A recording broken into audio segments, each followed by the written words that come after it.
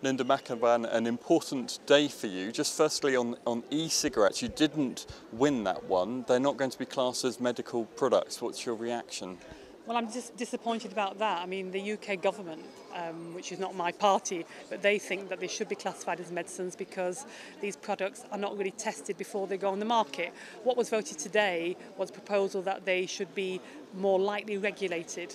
So we have to go into negotiations about that. I think there's no dispute that we need to regulate, and the question is how should they be regulated. So we have to have discussions amongst our colleagues and with ministers as well, because every EU law needs MEPs and ministers to agree it. But I'm sure we can find a compromise on e-cigarettes. I mean, ahead of this vote, you were talking about the importance of safety with e-cigarettes, that, for example, with the manufacturing processes, it was important to know how that all worked and that it was properly scrutinised. Are you convinced that without judging them as medical products, there's enough safeguards in place, or there will be enough safeguards in place? Well, I obviously voted to make sure that before the products go on the market, they're properly checked. What we voted today was to say the products go on the market, and then if it's a problem identified by a trading standards officer, they can be taken off the market. So it's a bit, the onus is now on the state, the government, not on the companies.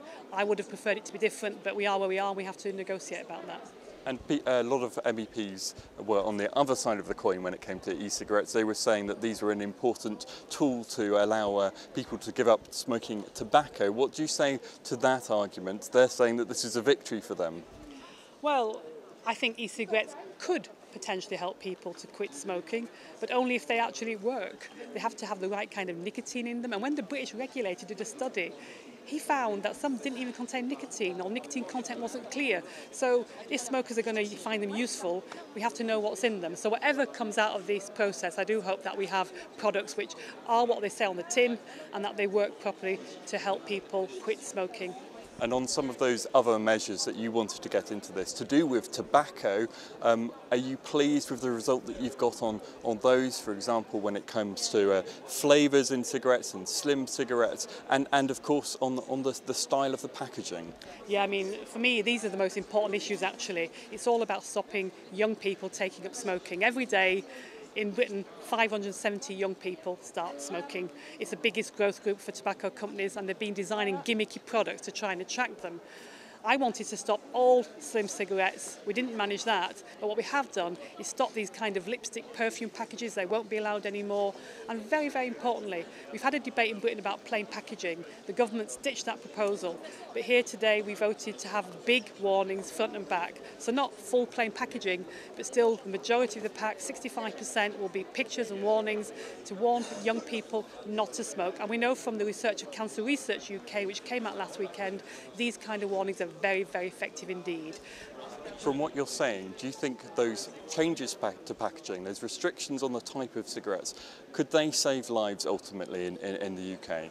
Well, in Canada, when they brought these kind of warnings in, the number of young people smoking fell by half to 12%. But we're about 26% in the UK, so we're more than double. So if we can have the Canada effect in our country, I think that's something worth fighting for.